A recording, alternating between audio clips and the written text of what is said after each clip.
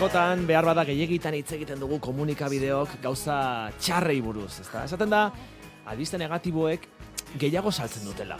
Hori leporatzen zaigu askotan, ezta? Gatazkak, krisi ekonomiko eta sozialak, arrazakeria, homofobia, bazterketa mota guztiak, ingurumen arazoak ere bai.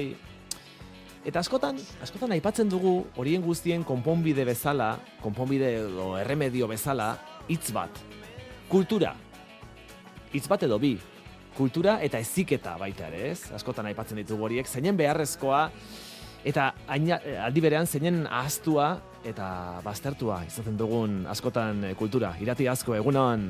Kaixo, egunon Gorka, bai hala da, Eusko Ikaskuntzan ez ordea. Eusko Ikaskuntzan egiten ditugu kulturaren inguruko lanketak eta ikerketak. Bai, Eusko Ikaskuntzan bai, baina kanpoan hotz handia egiten du, eta ez baldin bada erakunderen baten gerizpean, kulturak oraindik Euskal Herrian gehienentzat behintzat ez du jateko ematen. Ez du jatekorik ematen, eta lehen aipatu ditugun arazo horiek guztiak eta gehiago konpondu gabe geratzen dira, ezta? Ze, posible da Irati gizarte osasuntsu bat izatea kultur eskubideak bermatu gabe? Nik erantzun gutxi eta galdera asko izaten ditut normalean, baina gonbidatu ditut gaurkoan ere 3 lagun proban jartzeko. Izan ere, kultur eskubideak ardatz hartuta, Eusko Ikaskuntzak ikerketa proiektu bat abiatu zuen 2022an. Helburua, eskubide kulturalak bermatzeko eta egikaritzeko kultur politiken proposamenak egitea litzateke, praktika honen ereduekin baita. 3 fasetan banatzen da ikerketa lana eta dagoeneko bigaratu dira. Az gaitezen ordea hastapenetik, hasieratik. Baoteakigu bereizten zer den kultura, kultur eskubidea eta zer nola garatzen diren kultur politikak. Eta adi, Euskal Herrian gainera, kultur eta hizkuntza minorizatu baten testu inguruan bizi baikara. Hori da. Oskia Ugarte, Arte Garaikideko Zentroko zuzendaria eta eskubide kulturalak parte hartze eta gobernantzarako politikak proiektuko talde eragileko kidea, Iratxe Retolaza, talde eragileko kidea, talde eragile bereko kidea eta UEUko irakaslea, eta Beñat Gaztelurrutia, Gerediaga elkarteko gerentea eta kultur eskubideak Euskal Herrian ikerketaren egilea. Egunon hirukote! Egunon. Tira, Oskia, askotan kultura bigarren mailako zerbait bezala jotzen dugu, ez? Hiritar gehienok ez ditugu ezagutzen gure kultur eskubideak. Kultur eskubideak baditugula ere ez dakigu, askotan. Beraz, hasieratik hasi beharko dugu. Zeintzuk dira kultur eskubideak eta zein pixu dute norbanakoengan, Oskia? Bai, bueno, egunon. Egunon, bai. Mila esker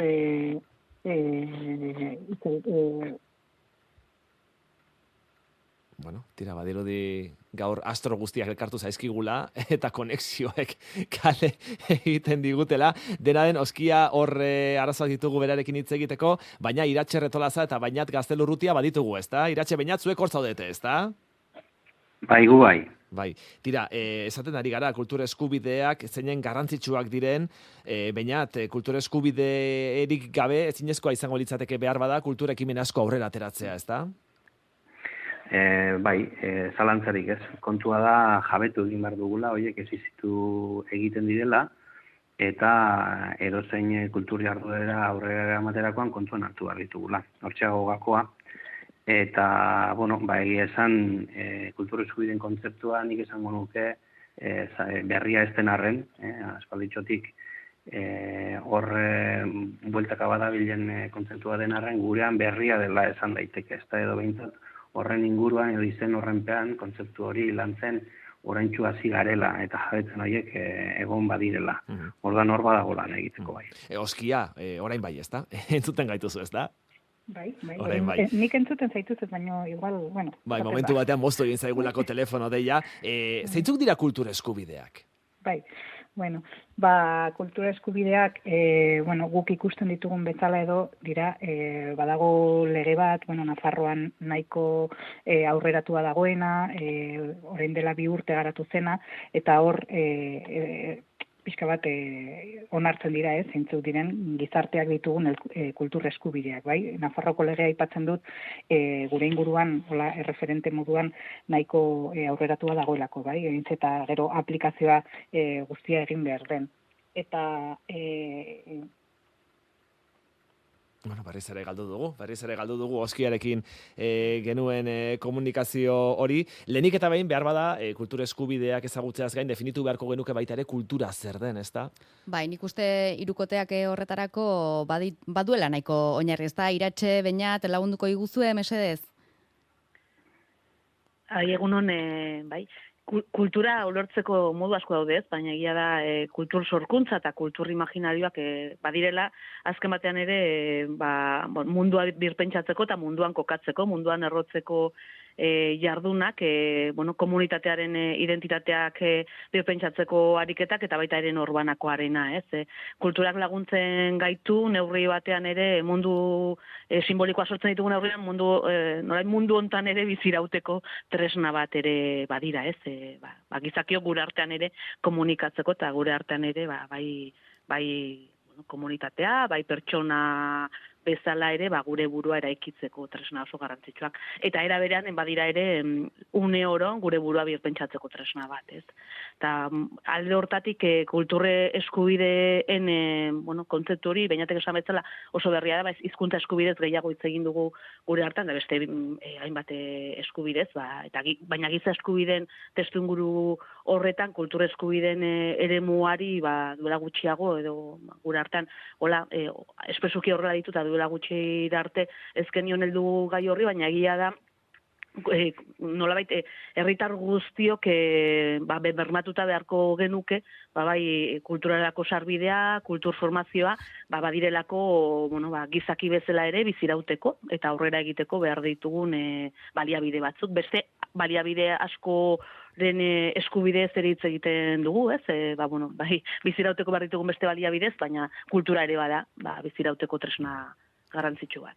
Eta kultura bizirauteko horrelako tresna garrantzitsua bada, ezinbestekoa norbanakoan talde gizarte moduan, tresna baliabide bat da, unea ere momentuari aurre egiteko, nortasunari erabat lotua, engaiatua, erregitxa eta zergatik da hain prekarioa sektorea bea, sortzaileak, zergatik ez dugu balioan jartzen hain zuzen ere kultura eta haien atzetik dagoen sektore eta gizaki baliabide guzti horiek? Gure ikuspegitik agian balio handia duelako, baina gizarte testuinguru orokorrean balio hori nolabait gutxituz joan da. Azken hamarkadetan esango nuke, agian hamarkada batzutan oso lehen lerroan zegoen, hezkuntzan ere askoz ere erdiguneko jardun bazan, ulertzen zan formatuta ateratzea ere bazela kulturan nolabait trebatuta ateratzea, ulertzen zan tresna horrek behartzuela hezkuntzan leku garrantzitsu bat, eta gaur egun herri batzutan eta testuinguru batzutan ulertzen da horrela, baina gure testuinguran, gero agian Beñatek bere ikerketari buruz ere hitz egingo du eta hor zehatzago agertzen dira alako kontua, kulturaren funtzioa lausotu da, eta lausotu duten nahi eta baduelako zerikusia gizarte ikuspegi batekin, gizarte eredua ulertzeko modu batekin, eta batzutan arriskutsuzat ere hartzen da, beste balio batzuen aldean kulturak ere kritikotasuna lantzeko oso eremu emankorrak ekartzen dituelako, ez? Era berean horrek dakar kultur politikak berpentsatu beharko liratekela? Batez ere berpentsatu beharko liratezke, guri gertatzen zaigu Euskal Herrian kultur politikak diseinatzeko gune asko ditugula, batetik administrazioaren ikuspegitik zatik eta gertatzen delako, baina gero administrazio beraren barruan hainbat geruza daudelako, ez? Esan badago administrazio lurraldea daena, badaude diputazioa, badaude udaletxeak, eta gurean gertatzen da batetik kultur politiken artean, da beste politika batzutan ere gertatzen da, ez dago hor komunikazio handirik, eta beraz, hainbat geruza daude, eta gaur egun, seguraski udal politiken eremu hortan ari dira egiten, eta gertatzen ari dira kulturaren ikuspegitik gauza interesgarri asko, besteak beste kultur eragileek leku leku batzuetan badute zerresan handiagoa udaleko kultur politikak eta diseinatzean, adibidez, kultura maila bada Azpeitian horren adibide bat, baina beste hainbat ere badaude. Baina egia da, gero, esan dezagun, udal eremu hortatik gorantz egiten dugunean, askoz ere bai parte hartzerako, bai esku hartzeko, zailtasun handiagoak daude, eta gainera kultur politikak gure eremuan, ez da beti horrela izaten, baina gure eremuan kultur politikek ez dute izaten horrela epe luzerako ikuspegirik, eta gainera askotan, unean uneko diru laguntza poltsa txikietan bideratzen dira. Egon badaude alako egitura batzuk, agian iraunkorragoa direnak, baina gure inguruan, Etxepare institutua izan daitekena, baina askoz lotuago dago kulturaren kanpo transmisioari edo kanpo eratzi horri begira, eta gutxiago ez tokian tokiko kultur dinamikak sustatzeari begira. Eta, birpentsatu behar dira, batetik kultur politika iraunkor bat elikatu behar delako, bestetik, geruza hori guztiak harremanetan eta, norabide berean eraikitzeko ariketa egin behar delako, bestetik parte hartzea, herritarren eta kultureragien parte hartzea bermatu beharko litzatelako kultur politika horien diseinuan eta birpentsatzean, kulturaren funtzioa bera birpentsatzeko premia handia dagoelako, eta nire impresioa bada, eta hori pixka bat gehiago aztertzeko beharra dugu, baina nire impresioa bada, azken urteotan herritarron sarbidea zaildu dela.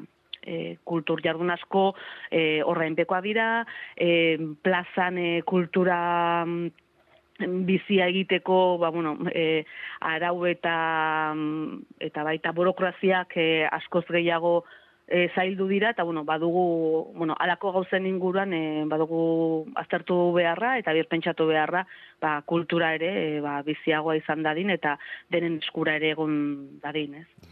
Beñat, zuk kultur eskubideak Euskal Herrian ikerketa garatu duzu, hori eta hor, izan dituzu aztergai eta elkarrizketatu dituzu hainbat eragile, egingo iguzu horrelako azterketatxo bat Euskal Herriko eskubide kulturalak zertan dauden edo zer aztertu zer eman dizun?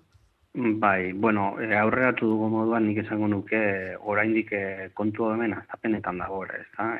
Kontzeptua bera aspaldikoa da eta gurean iratxeko ondo esan duen bezala horrela formulatuta eta horrela erakutsita aztertzen orain txasi garela esango nuke, naiz eta kultur eskubideen azpian dauden hainbat gai eguneko eztabaidan dauden, sortzaileen lan baldintzak izan daitezke, edo irisgarritasuna eta hizkuntza eskubideak eurak ere bai, ezta. Baina, esan duen moduan, kultur eskubide moduan aztergai aztapenetan dago. Aurreko baten entzunion Alaia Katxenaut kultur eskubideak sakon ikertzen ari den ikerlaria da, eta guztitzen bat natorbearekin kultur eskubideen inguruko formulazio orokorrak egin direla, baina orain asmatu behar dugula horiek tokira ekartzen. Zergatik diot hau, oso testuinguru ezberdinak aurkitu daitezkelako leku bakoitzean, eta leku bakoitzean kultur eskubide horiei forma eman behar diegu, edo irakurri behar ditugu, eta lehentasuna jarri behar ditugu, eta ez da gauza bera kultur eskubidea Parisen, eta ez da edo Euskal Herrian. Orduan, orain badago erronka handi bat, Alaia berak esaten zuen moduan, eta da formulazio orokor hori tokira ekartzea eta tokiko gakoak identifikatzea, lehentasuna jartzea, eta honetan, esango nuke, eta berriz errepikatuko dute, oraindik aztapenetan gaudela iruditzen zait. Aipatu ditugu, ez da kultur eskubideak, ari gara kultur eskubidei buruz hitz egiten, giza eskubideen alorrean dauden eskubide batzuk dira, eta behar bada, baditugu beste giza eskubide batzuk barneratuagoak, edo nolabait ezagunagoak direnak, baina kultur eskubidez ari garenean, horiek ere guk aitortuak ditugu, ez da, horrelako kultur eskubideak, baina ez dakit horietako batzuk nolabait zerrendatu ditzakegun, edo aipatu ditzakegun zertarako eskubidea dugun kultur eskubideen barruan, edo zer nolako eskubideak diren, ez dakit adibide batzuk aipatzerik baote dugun, bainat? Bai, bueno, kultur eskubideek hitz egiten dute edo lantzen dute kultur bizitzan parte hartzeko eskubideaz. Kultur bizitzan parte hartzeko eskubideaz nola, kulturarako irisgarritasuna edukitzeaz, kultur bizitzako antolakuntza espazioetan parte hartzeko eskubidea izateaz, edo sortzaile moduan sortzeko eskubidea izateaz. Eta horri erantzi beharko genioke baita ere, norberak bakoitzak bere kultur identitatea dotatzeko aukera izateaz, eta kultur komunitateak babestu beharraz. Eta guzti horri buruz ari dira kultur eskubideak. Sortzeko eskubidea, kultur bizitzan parte hartzekoa, kultur komunitateen parte izatekoa ere bai, ez hor, garrantzitsua, baina askotan bermatzen ez zaizkigunak edo ez direnak behar bezala egikaritzen, ez da askotan. Zuk ikerketa horretan ondorio batzuk ere aterako zenituen, Beñat? Bai, ondorioak baino gehiago ez dut, astapenetan dagoela gure ikerketa baino ikerlan zango nuke lan hildo bat izan delako, eta ondorioa baino gakoi buruz ibili gara, ez da? Zein gakoi ikusten ditugu, kultur eskubideen aterki zabalde handi horretan, gure tokitik eta gure leguti begiratuta, zein gako ikusten ditugu, ez da? Eta sarri-sarri irtetzen den kontuetako bat, gure euskara sortzen duten sortzaileen baldintzak dira, ez da? Eta, gako bakoitza aztertzen zainan, gero mundua zahaltzen horren atzean, ez da? Hartzaile gutxi dituela, euskara sortzen diren arteek, zergatik duten hartzaile gutxi, kultur sistema beharko genuken edo ez, nolakoak izan beharko duen kultur sistema propio horrek, ez dakit, merkatu logika baten, hizkuntza gutxitu batek, edo hizkuntza gutxitu baten sortzen diren sormen lanek edo sortzaileek bizitauteko aukerari badute, ezta? Horre gai asko mai gaineratzen dira. Orduan gako asko irten dira eta sortzailena bada sarri-sarri irtetzen den bat. Tira ba, Beñat Gaztelurrutia eta Iratxe Retolaza, eskerrik asko atzalpen hauek guztiak emateagatik. Oskiarekin hitz egiteko, Oskia Ugarterekin hitz egiteko asmoa ere bagenuen, pena bat izan da, bere telefono seinalearekin bat egin ezin izatea. Badakigu jakin entzun gaitula, Hori eta da. jarraitu gaituela, elkarrizketa guztian zehar, Oskia, barkatu mesedez. Urrengo batean lortuko dugu berarekin hitz Noski egitea, baietz. seguru baietz. Irati Azkue, Eusko Ikaskuntzako kidea, eskerrik asko, besarkada Eskerrik asko bat, zuei. urrengo arte.